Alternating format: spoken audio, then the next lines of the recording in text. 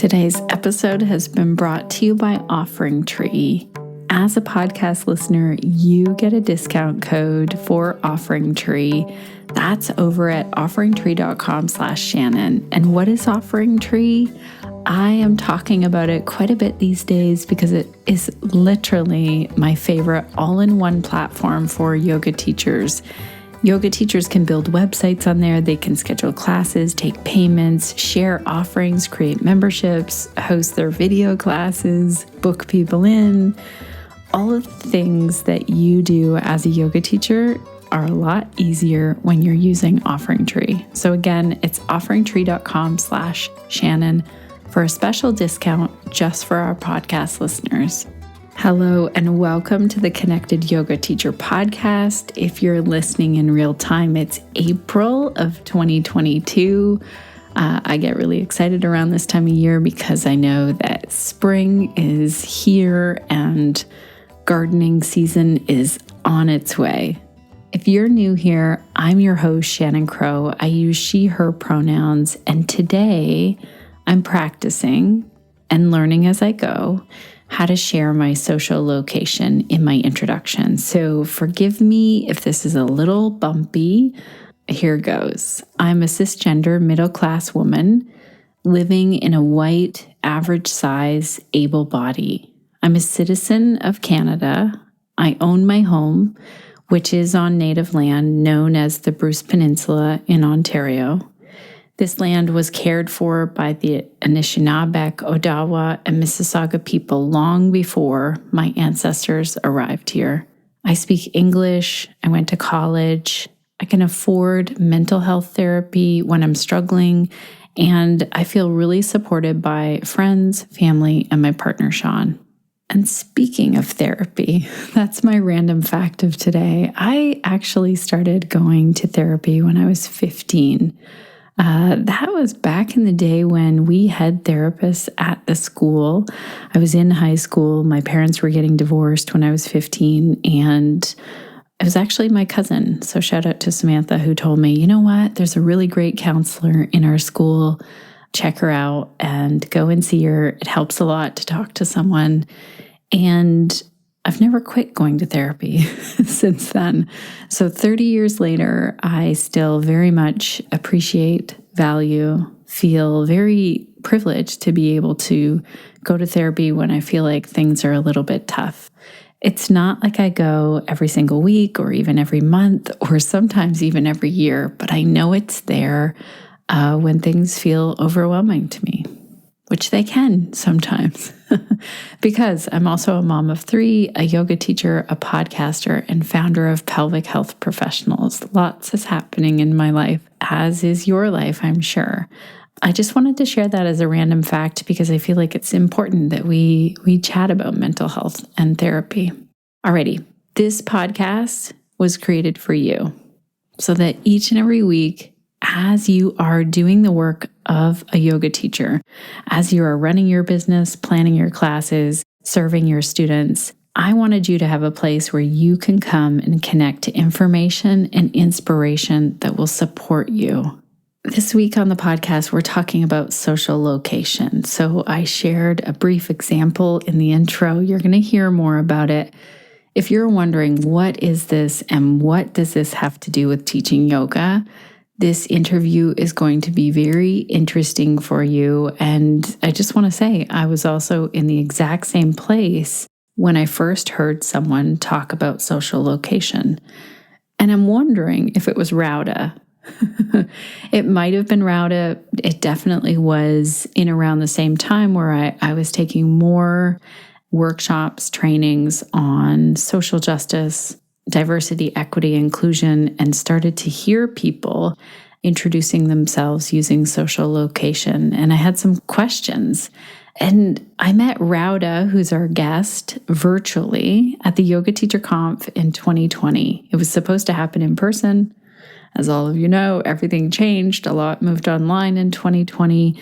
And so after learning from Raudhah in that, I started following her on Instagram and then saw her share a post once on there that she was going to be part of a Zoom gathering with the Yoga Coalition of Equity Charlotte. And I just loved how I felt when I attended this, how the group held space, how there were a lot of shares, how it felt like there was a lot of room for growth and really looking at things through a different lens. And I wrote down a quote from that day that I keep on my desk. It's a sticky note that sits here and looks at me every time I go to do a podcast interview. And the quote is, "Communicate and listen to understand, not to be understood."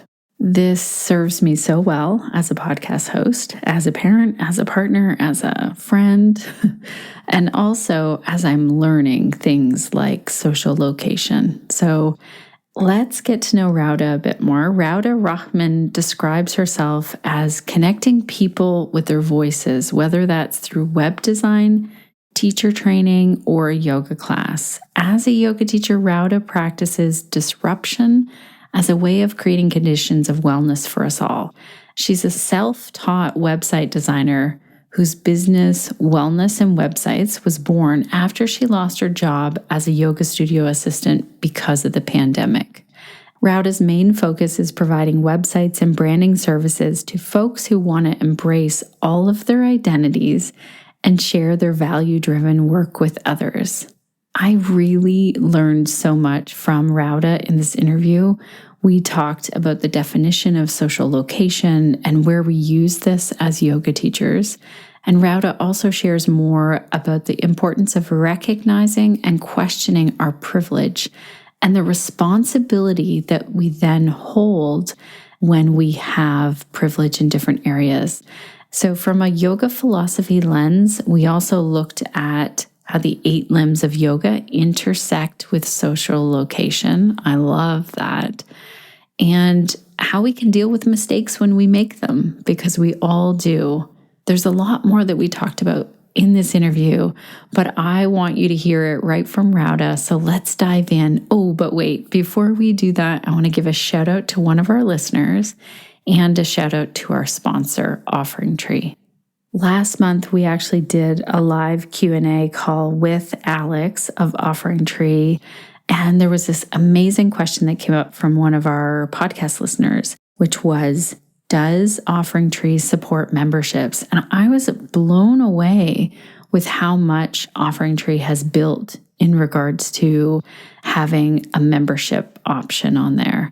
So a membership is basically where your yoga students or the people that you are working with would pay you on an ongoing basis. An easy thing to think about with regards to this is something like Netflix, where we know that we pay every single month and we have access to everything in there.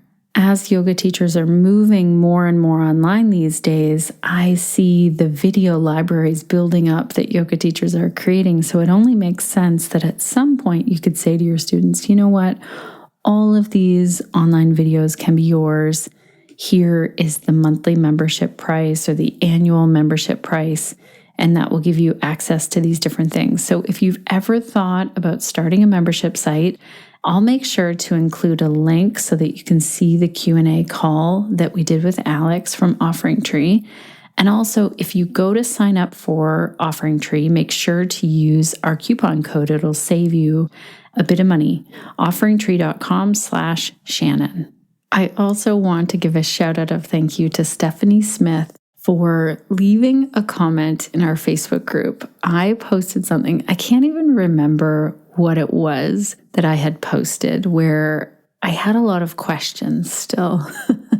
And I love how Stephanie stepped in and just reminded me of a few things. So Stephanie wrote, I would just like to leave a quick note of gratitude and appreciation for this community. Shannon, I'm so inspired by your willingness to take on hard topics and lead sometimes difficult conversations, all in the pursuit of a more just and more effective teaching community. And to everyone else, I'm so grateful to have you as a resource for, again, the hard questions as well as inspiration.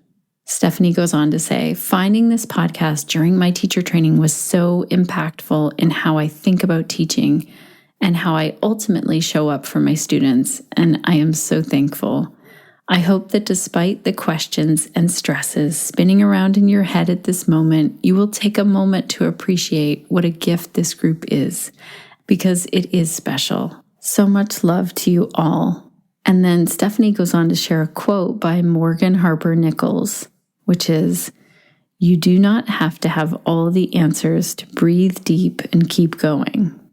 Thank you so much for this reminder, Stephanie. I know that our team grabbed this and put it in what I call my smile folder, where I take a look at emails or messages or comments or reviews that come in from our podcast listeners. And I can't remember what it was posted on, but I just really think we can all use this reminder that we don't have to have all of the answers to keep going and to be breathing and be in this moment. Thank you so much for leaving this note. Alrighty, let's dive in, learn about social location, and hear from Raudhah.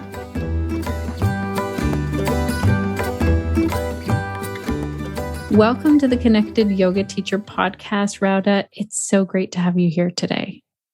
Thank you. Thank you, Shannon, for inviting me for today's chat. I am really excited that we get to talk about social location. And this topic might be new to some of our listeners. Maybe some of our listeners have heard about it. And I feel like this is one of those times where I'm going to learn right along with everyone else by asking lots of questions. But before we get into that, tell our listeners, what is the work that you do and who do you do it for? What is the work that I do and who do I do it for? Okay. Hold on, you might need to edit this. Do you want me to introduce myself with like social location and then go into the work? That's such a good question. What would you like to do? Okay. All right. So I think I'll start here by socially locating myself so people have a better understanding of the work I do and why I do it. Yeah. Yeah. Okay. So my name is Raudhah. My pronouns are she, her. I'm a cisgender human in a female identified able body. I was born in Singapore and Malaysia, socialized as an upper middle class person. And that gave me a lot of opportunities to actually move to California to study genetics for school. And because I was able to have a post-secondary education, it was easier for me to get, a work visa and then also a permanent residency. And when I did that, that gave me a lot of opportunities as to how I choose the work that I do, right? It gave me access to places that I maybe wouldn't get access if I hold all these different intersectional identities. So because of all that, I started exploring how it is to, teach yoga. So I became a full-time yoga teacher for about 5 to 7 years. And I started facilitating teacher trainings, and the pandemic hit. And because of the pandemic, I lost my position as a yoga teacher. I lost my position as a studio assistant at a studio that I've been practicing at for years. So it left a huge gap inside my heart. There was a lot of grief at that time. I didn't know that it was grief that I was feeling, the loss of community.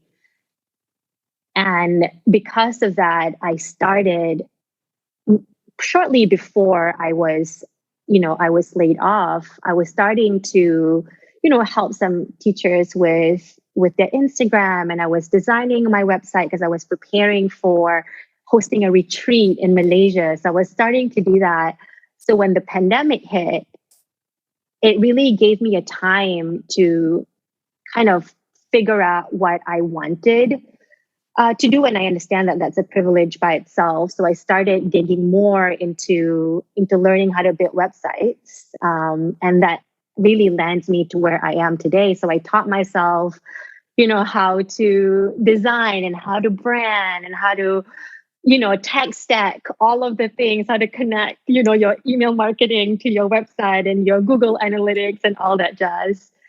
And that landed me to the place I am now, where I design websites for wellness culture shifters.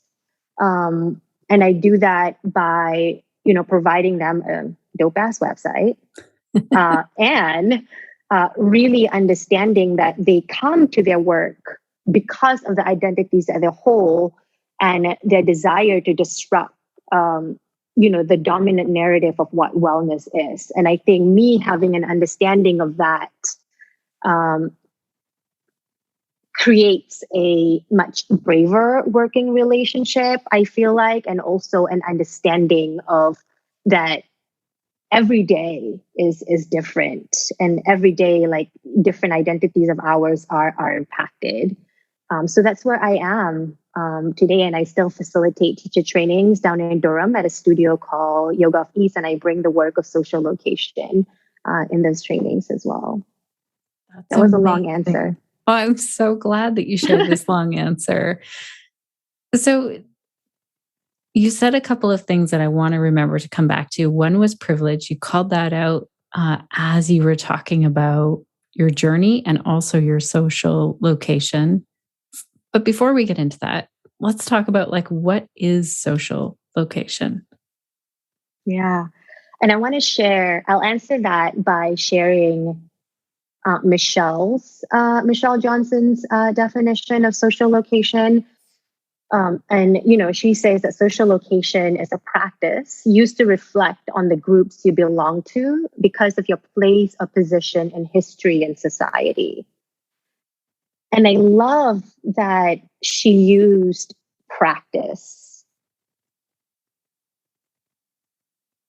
because it's a lifelong svadhyaya and self-study of, like, learning your social location, not just like mapping it out on a paper, right? Just like listing it, but also questioning the identities that are, like, closer to power, and starting to find out, like, what is it that I've internalized because of my certain identities, right? And how does this identity intersect with this? So that's what social location is. It's a practice. And for listeners, and maybe you, Shannon, and myself, like, I don't think I took sociology in school. But it's part of the curriculum in the field of sociology to learn about social location. Oh, that's really fascinating. I didn't know that was taught. That's really interesting. Well, I know on the podcast, it's been really helpful. We've had certain guests. I'm thinking of the podcast that we did with Megan and Avery, where they both shared their social location. And I just thought, oh, this gives a whole other element to an introduction. And I can feel the importance of it. But what do you see as, like, how is it helpful and how does it come into the yoga world? You said that you're teaching this in your teacher trainings. Where do we use this as yoga teachers? Oh, everywhere. That's such a big question. Where do we use it?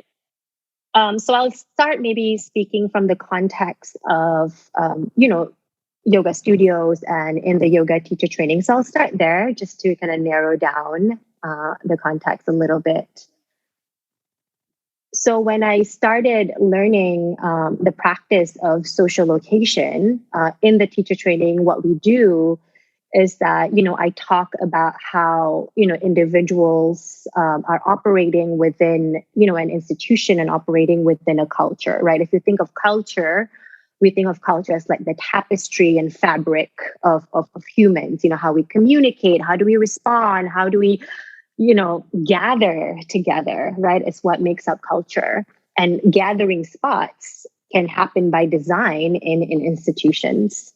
So the individual, and we'll just use me as an example, that I'm operating within this institution and within this culture, right? So that's a realness to it. And something that I also want to share is that it doesn't mean that I have no personal power, right? It gives me an understanding of how people perceive me as I walk down the street, right? What do people perceive as normal and what isn't? And that's typically how I start off the social location, module within the teacher training. And I then in the center, if you think of social location like as a map, and you can, like folks who are listening to this can also Google it, and you'll see it as a map. And it's like a sun, right? So that's the sun in the middle, and that's rays coming out of the sun. So the middle of the sun is, your power and your privilege. And furthest away from the sun as the line radiates out are identities that are at the margins, right? Identities that are not normalized by culture. So for example, like I mentioned in my social location, I am, a cisgender human in a able body, right? That culture has told me, I've been socialized by culture to say that that's normal. And if I don't begin to question that privilege that I have, because I've internalized it as normal, I may not realize the harm that I'm doing by normalizing certain actions I've taken or normalizing the actions that institutions have taken that marginalize those further away from power. And I think for yoga teachers to know this, it becomes so important because you're like verbalizing. And I think I heard this from Tristan, but I may not be saying it as they have, verbalizing what's invisibilized.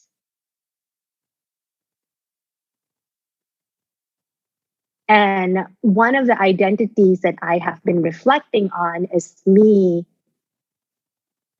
being Asian, and not just being Asian, right? I'm Southeast Asian. And where does that lie on the spectrum of social location? So it's not really a binary thing. It's not closest to power versus furthest away from power. There's also the middle part of it, right? So it's a spectrum. And if I locate myself within that spectrum, I'm somewhere in the middle, being Southeast Asian, And because I'm located somewhere in the middle, I have a responsibility with this privilege that I have to begin to question anti-Blackness within the Southeast Asian community, right? I then have a responsibility to talk about colorism that happens in the country that I am from, even in the States, So you begin to reflect on what your responsibility is as a human living interconnectedly with other people, right? And what I've also heard, I think, from people when I bring in the social location is, does that mean, and I think I alluded to this earlier, does that mean that we don't have, you're too identified with your identity? That's not yoga. So I've heard this before, it's being said. And my answer to that, is that I think personal power really comes from disrupting the identities we've internalized. It's not just about self-help and self-care. It's also about, okay, I know that I've internalized this. It's caused me suffering because I've normalized certain things. Now, how do I begin to, question that? And find that then the practice becomes practice of personal power. Right. And that comes out through satya, through truth. So yeah, that was a long answer again. So good. I'm so glad that you brought this up, that you're hearing in the yoga world. What I hear people say is, well, why do we have to be identifying? Let's just take our pronouns for a moment. And I've been sharing my pronouns more on the podcast. I even had someone reach out to me and say, I'm not going to watch your interview because you just introduced yourself with pronouns and I'm not in for that quote unquote sham. So I've bumped up against some criticism over that. And in the yoga world, I've also heard people say, we're all one, we're all the same. Why do we have to? And maybe this is another whole topic. So there's that pushback. And the other piece of that pushback is the word privilege. I've had people say, I did not grow up privileged. Yes, I'm white. Yes, I live in North America and I'm English speaking, but I grew up poor. And so do you want to talk about any of that and your thoughts on that? What I'll say to that is our identities are intersectional.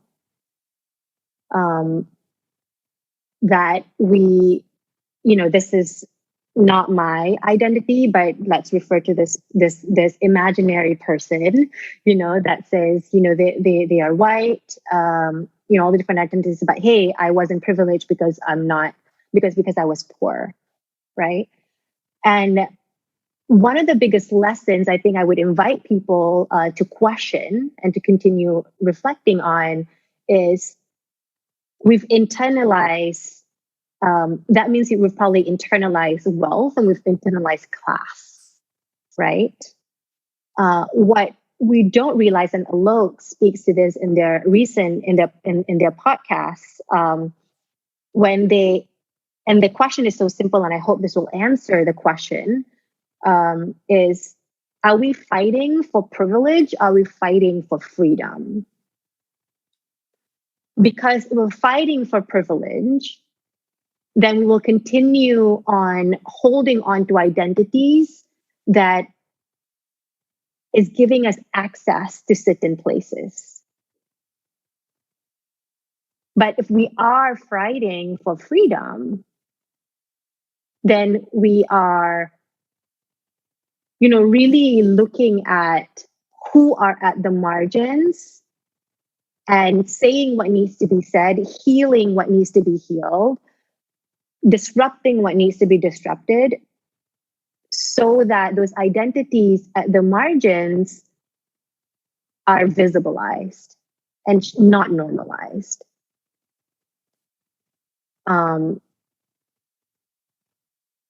Because we're all connected. We're all, when someone is suffering, it's connected to me, right? So I need to be able to understand that. And something that I will say too, that Michelle has taught me, you'll probably hear her name so many times because she's a teacher of mine. I continue to study from her. As someone who, for example, let's say I am an upper middle class, I was socialized upper middle class, right? So I continue to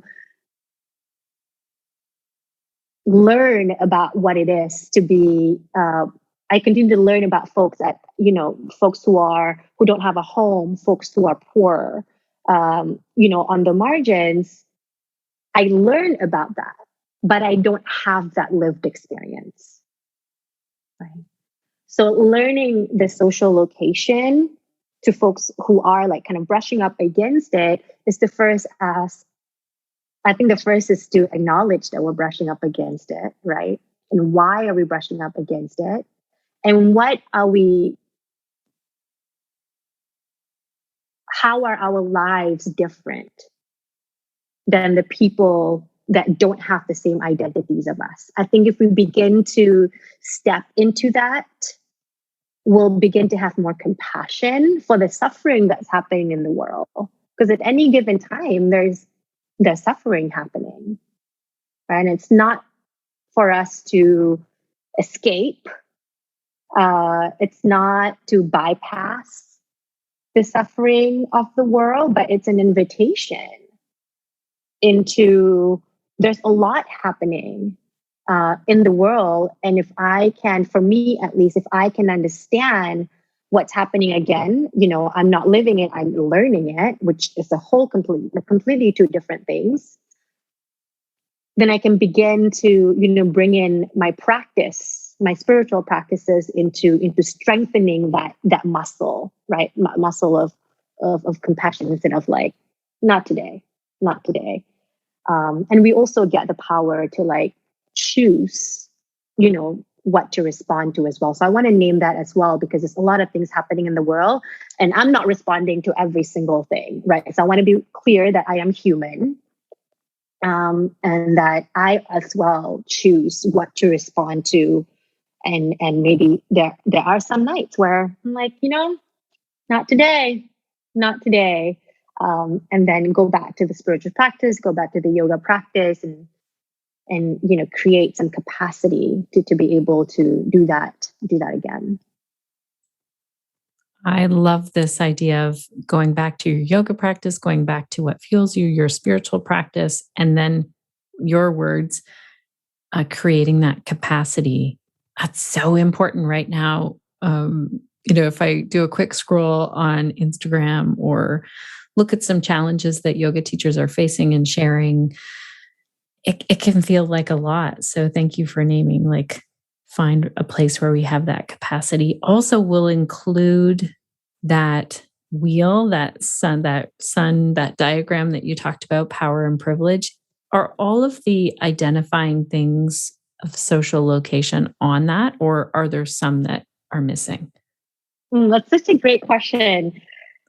So there are many different identities, and different wheels that if you Google online or look at, they'll have, as little as 6 identities.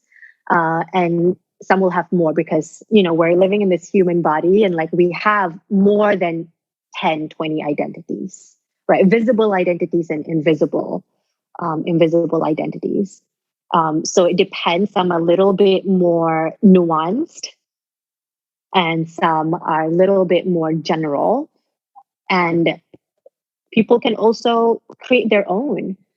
And something that I've realized too, and this is something that I'm still actively, like I said, it's a practice I'm actively studying, is that my social location in the US, so this is given the context of the US, it's different than my social location when I'm in Singapore. And Shannon's social location may be different in Canada, and in the US.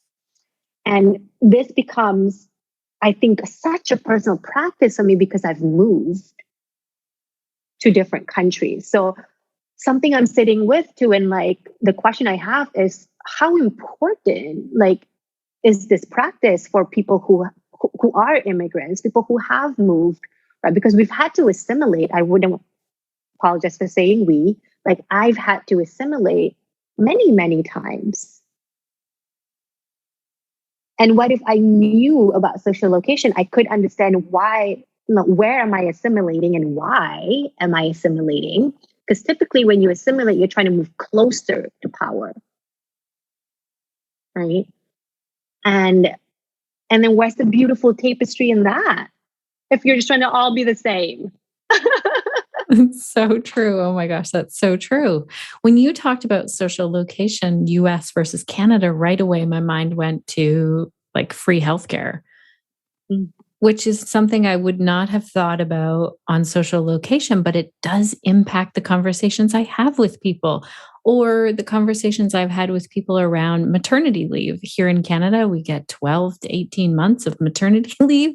And in the US, I think it's 6 weeks or something. So when I make a comment of like,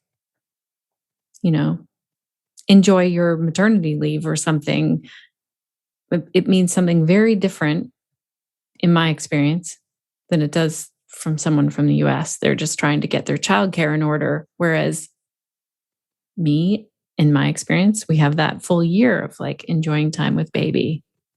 Is that? Yes. And then what you also just named, Shannon, is again, like we go back to capacity, right? Like this is what's happening here. My lived experience as a Canadian, like this is something that seems normal, right? But when I'm speaking to an American, then I also now have an understanding that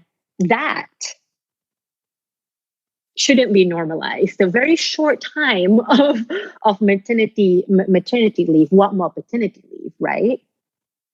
So what you just did was just like name the different ways people are experiencing a topic.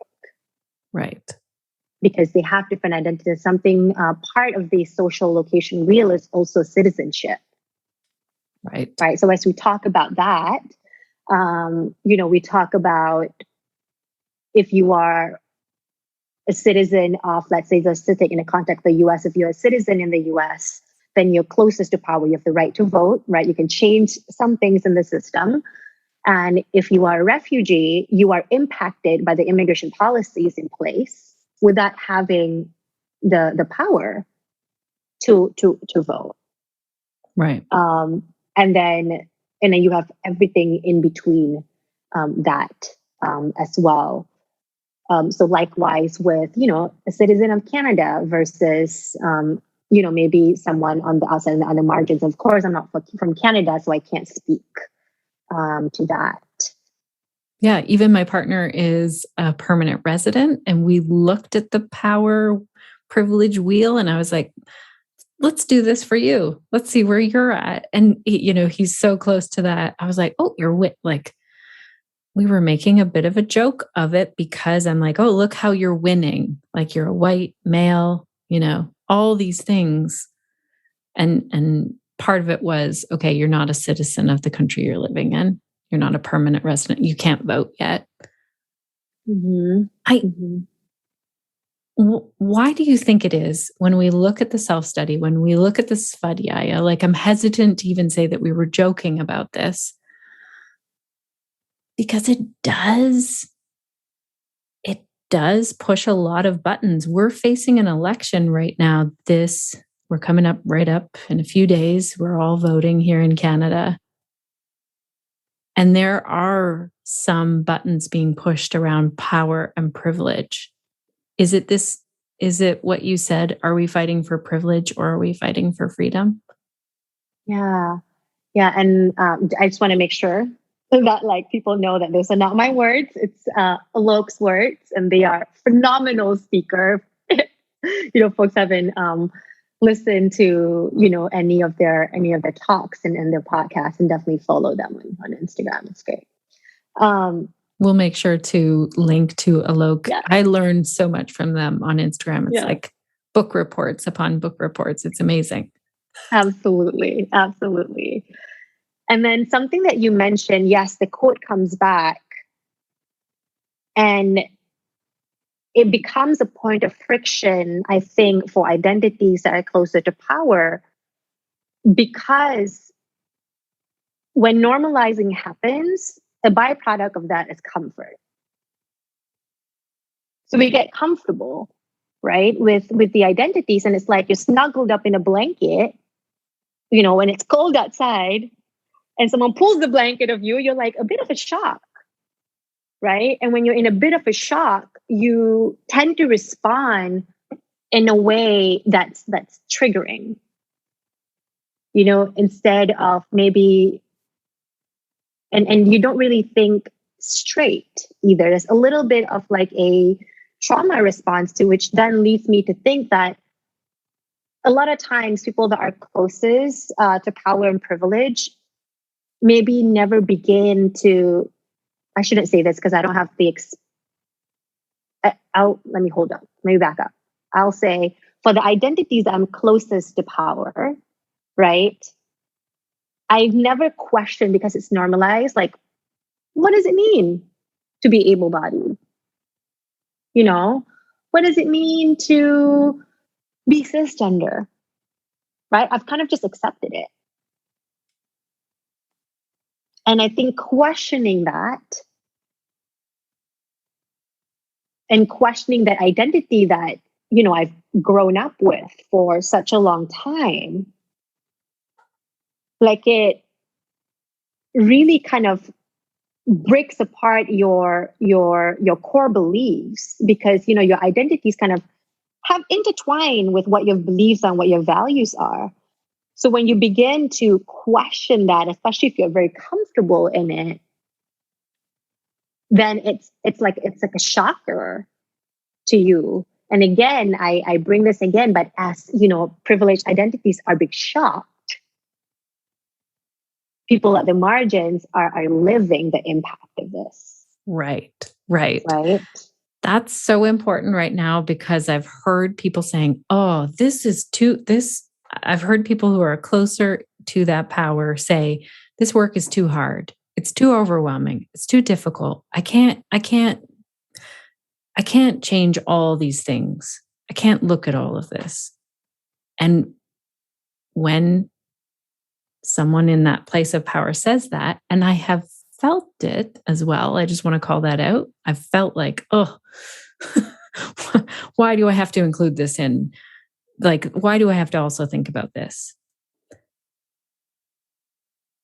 We have no idea what it's like you said, that lived experience. We can step in and out, and we have that privilege of thinking about it or not. And there are some people day to day who are living in danger because of their identities. So, yeah, it's a big thing. How do you share this on your website, on social media? How do our yoga teachers start to look at this? Because I know this. It's not just this written statement that you tack on your website. Yeah. And thank you for sharing what you reflected on, and and asking how do teachers share this. On the website and so on and so forth. And what I'm about to share is something that I've learned from Tristan. And I know, both of you have kind of collaborated together on that conscious marketing. So they speak a lot more on this as well. And I've learned this from Tristan. First, that I really want to, put a little asterisk on is this is beyond like a checkbox. Of things that you put on your website and so on and so forth. As you put that could be a start, to put things on the website, but also begin to question, begin to find teachers to prompt you into more reflecting questions. So just, go on the internet and reflect on some questions. And a place where people can start is, I think first, find the map, right? Locate yourself on the map. Tristan, taught me to, when we're doing an introductory post, when I introduce myself, either when my work changes a little bit, or maybe all I've done is like promote things and haven't really put a face onto the gram, right?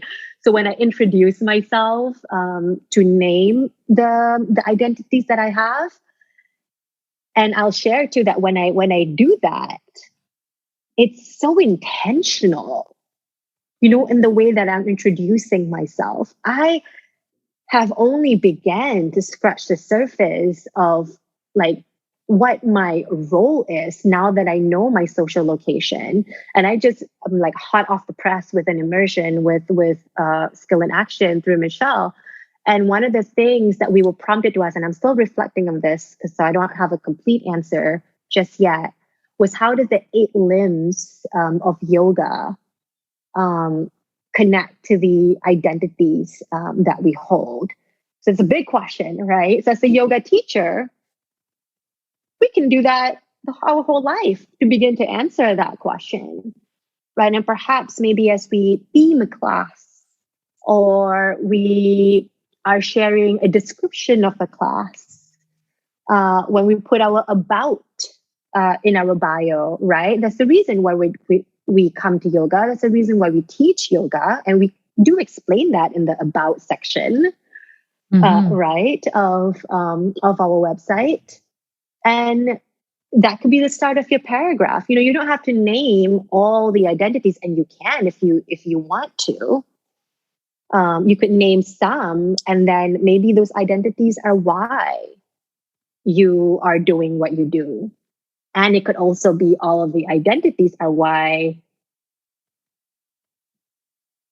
it's what's preventing you from engaging, right? Because you want to preserve that power.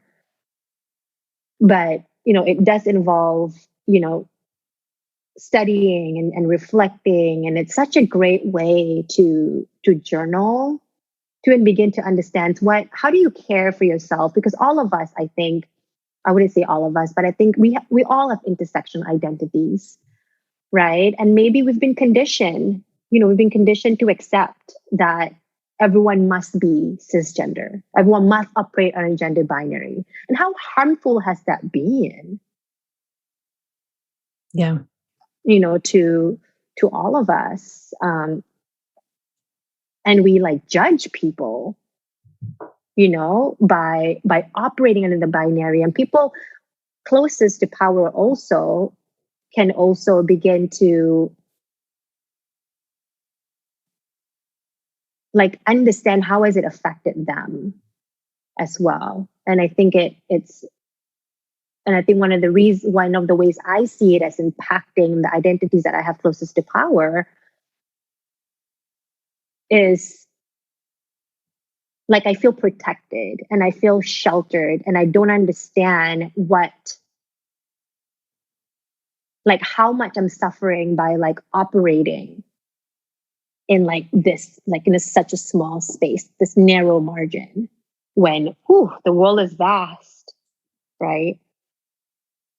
So did I answer your question or just went off on a tangent there?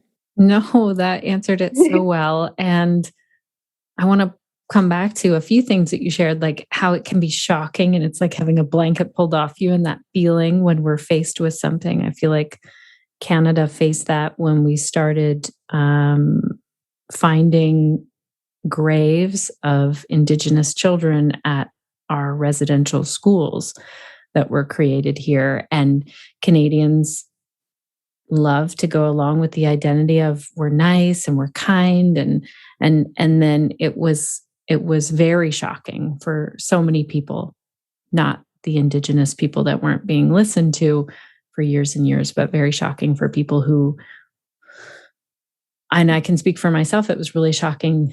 Even though I learned about it, it was really shocking. So I think, and you said it's holding all of us back, not just the people who have experienced the harm. It's holding our entire society back. And that is something I've been looking at especially working, listening to and learning from Tristan, along with other people, that message of this is holding us back. If we just look at the gender binary, that is holding us back as a society. If we let go of that, we all get more freedom.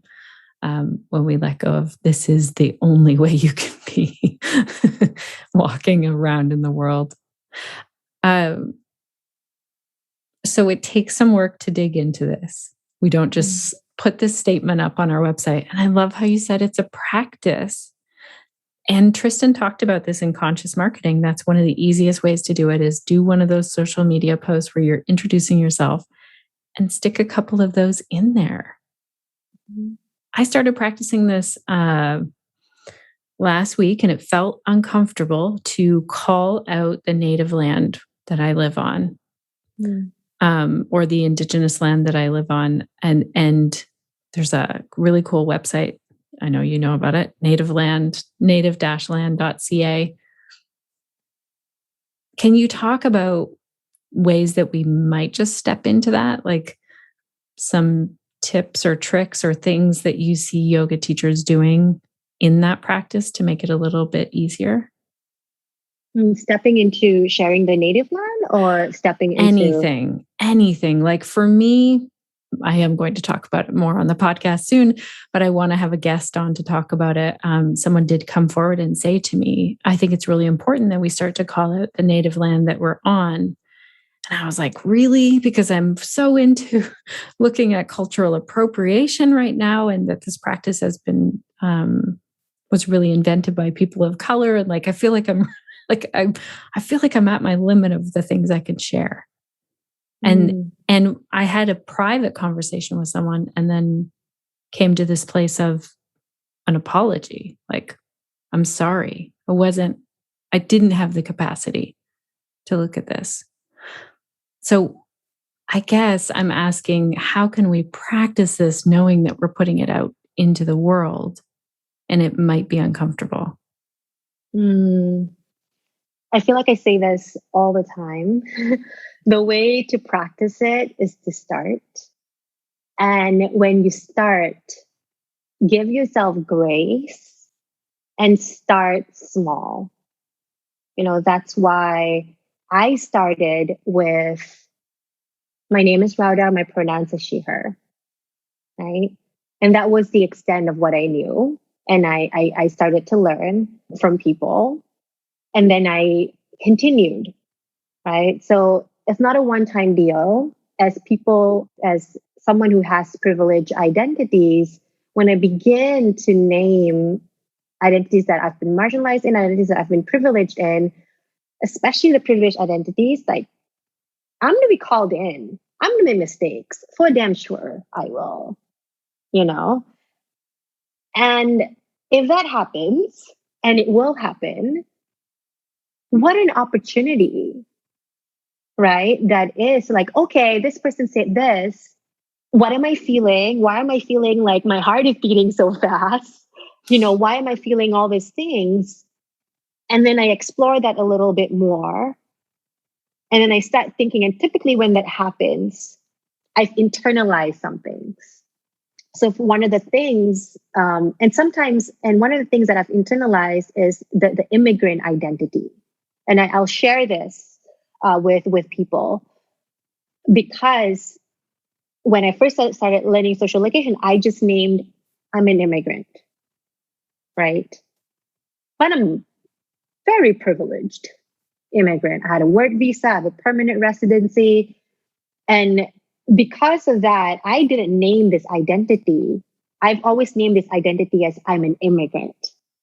But there's nuances, right? As an immigrant, a privileged immigrant living in the US, because I would be in these conversations with certain people. And then they would say, oh, but you worked so hard to get where you are. So they were operating under internalized privilege and then shoving that back in my face. They're not an immigrant. I am. And they're telling me, but you've worked so hard. You're an immigrant. And then that moment, that conversation, it hit me that, you're operating under me and you, me included. We're operating under this like model immigrant kind of construct. Right? But that does a lot of people so much harm,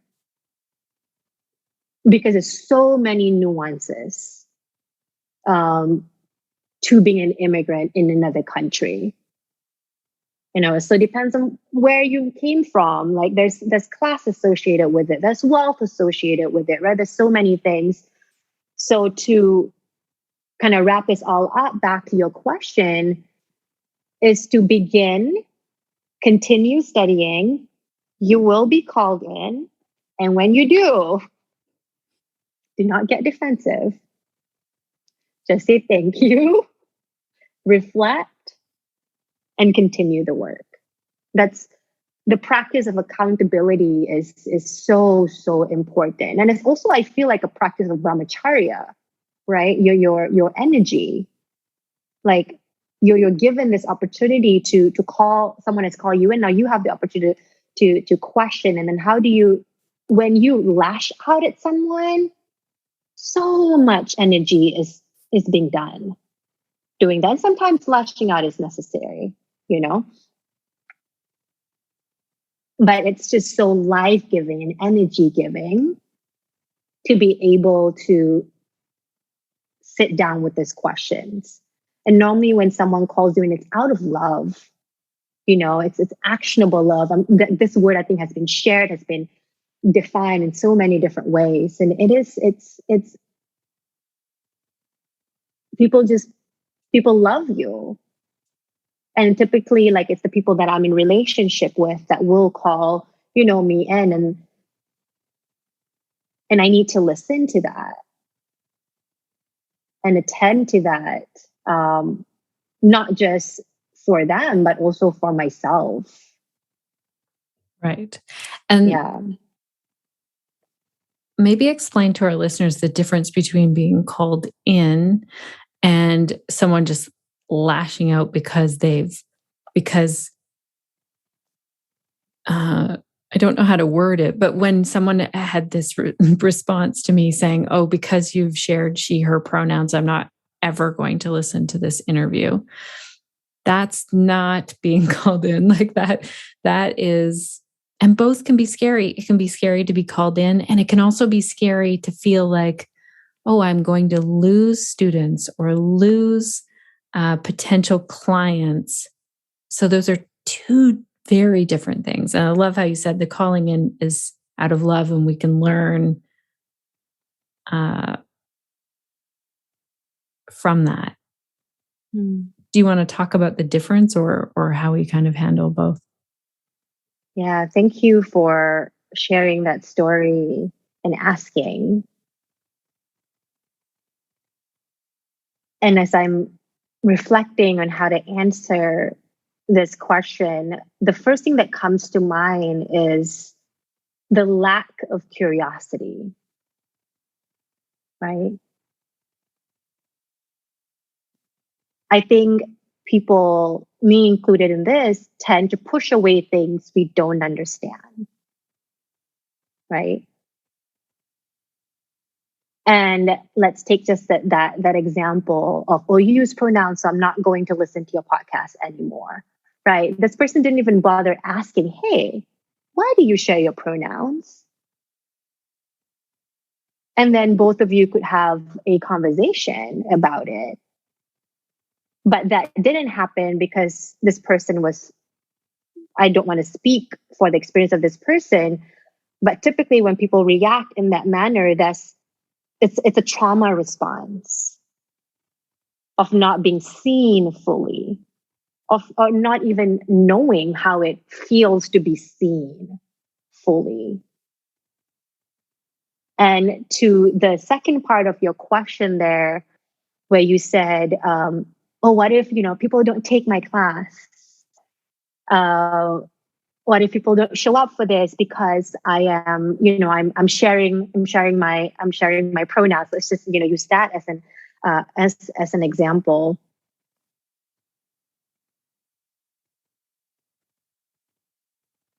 And I think to that question, I would say, I would ponder upon like, how is it really like hurting you as someone who has normalized gender pronouns? And there's also a little bit of like internalized like capitalism in there too, Yes. Not willing to kind of question that as well. And something that I also want to share because I'm processing this right now is, I'm in a cisgender body and I use she, her pronouns. And I may not be answering this question from a lived experience too. So I want to be careful of that as well. Yeah, that's where I'll pause. Mm-hmm.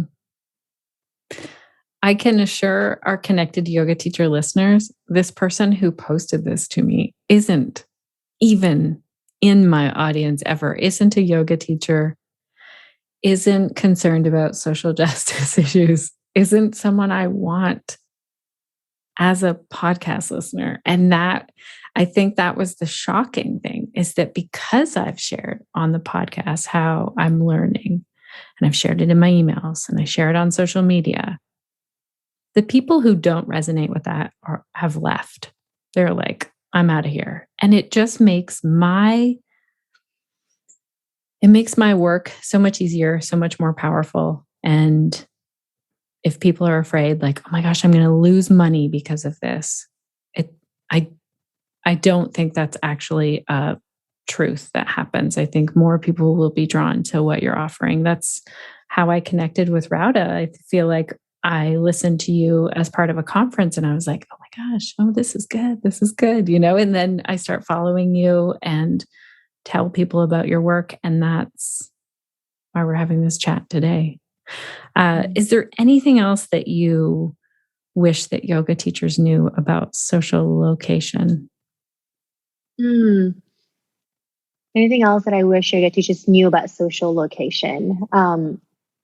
Before I answer that question, there were two things that came up when you shared your thoughts, and one was the attachment cliche, right? Of this is my social circle. I'm attached to this social circle, and being someone who have lost the social circle, I understand how hard it is to practice non-attachment, And the other cliche I would also bring in here is like ignorance, right? Am I attached because of something I'm ignorant about? That also invites us back into smadhyaya, right? Back into self-study. So for yoga teachers to start practicing or understanding social location, it helps to learn with community. There's a lot of like sadness too when it comes to studying social location. I think because you're challenging the identities that you've been socialized into, right? So I really encourage people to learn with others. And, of course, I've mentioned Michelle so many times to go take a training. Tristan, wonderful, magical person. Learn within the community, I would say. And if you know a couple of friends, right, that like are curious about this too and want to learn with you, then sit down with this 2 or 3 people, right? Start talking about it. Maybe it's just your partner. Maybe it's a friend. Maybe it's your kids, right? But begin. The only way to practice, like we all say with yoga, is to show up. Right. Yeah. Right. The first yoga class might not be your best. You might be fidgeting and wanting to leave in Shavasana and not feel comfortable, and all of these thoughts are going through. But once we stick with it and practice, we really see the benefits. This is something that I hope our yoga teachers try on. If they decide, okay, I'm going to share one of these identifying things that identifies my social location. I would love to see that happen, to try it on. Thank you so much for your time today. This has been amazing. Oh, thank you. Thank you for sharing this conversation. Oh, I have one last question. Sorry. Yeah. No, go ahead. What do you think because one of my famous questions at the beginning of the podcast is, what is the work that you do and who do you do it for? What do you think the question is that leads into social location, knowing that some of my guests will be like, what is she talking about? I don't know what this is. It's a great question. Putting me on the spot here, Shannon. I don't know the answer. What would be you mean about social location, right? What would that question be? Is that your... Yeah, knowing that I'd have people who knew what I was talking about and people who don't have any idea what that question would even mean. Yeah, I would ask, maybe the question would just be, what is your social location? Right. And then if they're like, what are you talking about? Yeah. I wonder if it could go out on our form. Because that would prepare people. Yep. Would you like to introduce yourself with your social location? Here's some resources if you want to look it up. Okay. Yeah. That was a really podcasting question. And I'll add on to that, because in my when I have teachers or really any wellness professionals that are interested in asking me to design websites, that's part of my intake form. Is I ask, what is your social location? Right. And if they do not know, it's an invitation for them to learn. I've been very lucky to work with people who have equity and disruption as values. So they've been responding to that. And if people don't know and they're truly curious, it invites in a conversation, right? And I think if we can phrase that question as like a curiosity question, I think that will be really helpful for people too, So yeah, what's your social location? All right. I'm going to practice it. I'm going to let you know how it goes. Thank you so much for this today. I have lots more to think about, and I'm excited for our yoga teachers to learn from this. Oh, thank you, Shannon. I appreciate this time with you. You're a great podcast host. Thank you. Thank you. You're a great podcast guest. Oh, thank you. Thank you. Thank you so much, Raudhah. I loved listening back to this conversation. I loved having this conversation when we first had it. And then as I was listening back to the audio for our editing notes, I just really appreciated hearing it all over again. So thank you so much for all that you shared, all that you asked us to consider and think about, and just the way that you really take the time to explain things and take the time to answer questions.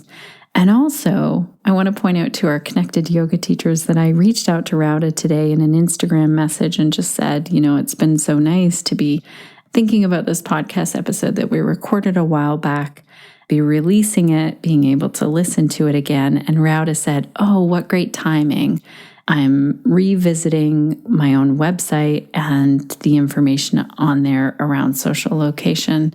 And I just want to highlight that this is an ongoing process for even someone who I consider an expert in social location and education around this. So I would encourage you, connected yoga teacher listeners, if you're feeling comfortable enough, share an introduction on your social media, Facebook or Instagram, or maybe even through email or YouTube, whatever. And try it on sharing even one part of your social location. It's given me lots to think about with my own introductions here on the podcast and out in the world. And I think if we practice this together, it can really make a difference. All of the links that Raudhah talked about today are over at theconnectedyogateacher.com/266. And if you have comments about this episode, leave them there at the bottom. We love to read your comments. We love to see what your questions and your thoughts are on podcast episodes. We'd love to hear from you in general. Also, if you are wanting to work together or get together, this month, April 22nd to the 24th, I am going to be in Denver, Colorado. I'm going to be teaching yoga for pelvic health and also an all-day workshop called Scattered to Clarity, Get Clear on Your Yoga Business Goals. I'm teaching that with my good friend Amanda McKinney. So the yoga for pelvic health, it's actually available on live stream through Yoga Teacher Comp. So I will put the link in our show notes to that and also the coupon code to make sure to use so you can save $5 off your 3-day pass. The coupon code is Shannon Crow. I'll put all of this in the show notes. Again, that's over at theconnectedyogateacher.com/266. The all-day workshop that Amanda McKinney and I are teaching, there's no virtual option for that, but it is going to be a really nice small group. It's from 9 a.m. to 4 p.m. We are going to focus on your business in this. Amanda and I have run this before. The people who attended told us how much it impacted their business. We love to dig in, ask the questions, show you things that worked within our businesses and other yoga teachers' businesses. And we have this really cool framework where you walk away, where you feel like, you're walking into the day with lots of ideas and kind of a scattered notion of the things that you should or should not do as an entrepreneur and a yoga teacher. And we want you to walk out that day with a very clear plan for your business. So if you would like to register or check those out, head on over to Yoga Teacher Conf. That's yogateacherconf.com.